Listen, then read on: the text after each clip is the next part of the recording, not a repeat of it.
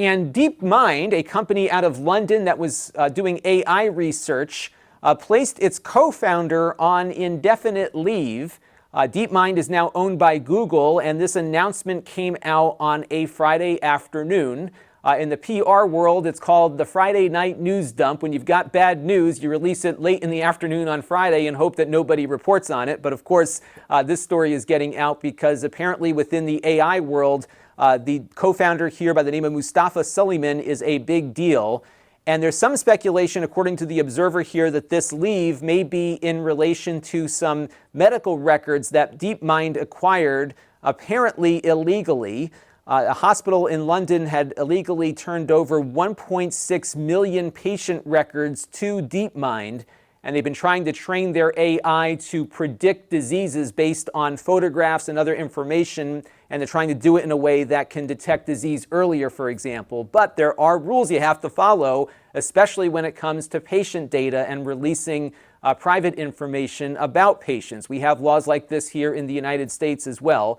We don't know that's why the leave is occurring here, but this investigation was ongoing, and it might be the reason why they decided to do that Friday night news dump. Now, my pick of the week this week is coming up earlier because I actually just started listening to a podcast produced by DeepMind. It's called the DeepMind Podcast, and they've been diving into some of the work that they've been doing at the company. In fact, this podcast just came out a week or two ago, and I've been really intrigued by it because it's giving you a sense as to how AI works, how they train it. Right now, the podcast doesn't seem to be covering any of the larger ethical concerns, namely around patient privacy, of course, but also what happens when the AI gets out of control.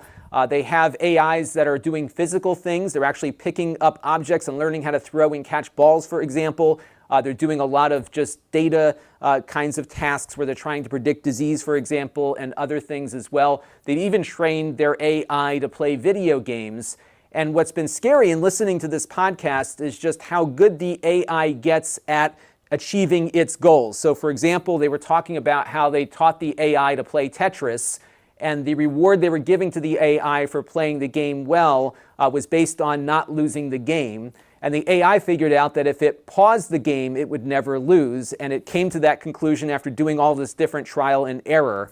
And it's kind of scary because it really is a single focus that these AIs develop in the course of learning how to play the game, that it would think about some way to get around some of the limitations perhaps of the game. And you can't lose the game if you put it on pause indefinitely. It just was kind of scary to think about how it came to that conclusion without any human intervention. In fact, the AIs are teaching themselves how to play the games as well.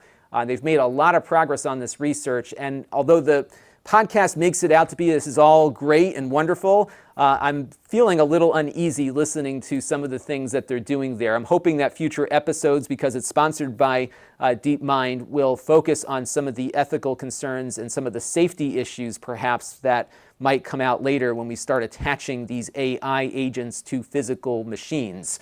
So stay tuned on this one, but it's definitely a good listen if you are interested in this topic. This channel is brought to you by the Lon.TV supporters, including gold-level supporters, the 4 Guys with Quarters podcast, Chris Allegretta, Tom Albrecht, Mike Talbert, Brian Parker, and Kalyan Kumar. If you want to help the channel, you can by contributing as little as $1 a month.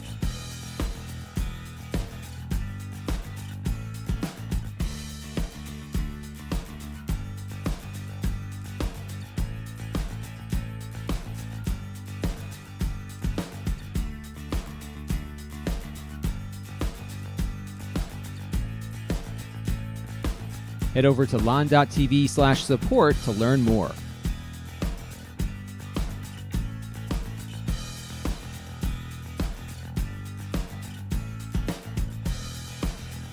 And don't forget to subscribe. Visit Lon.TV/s.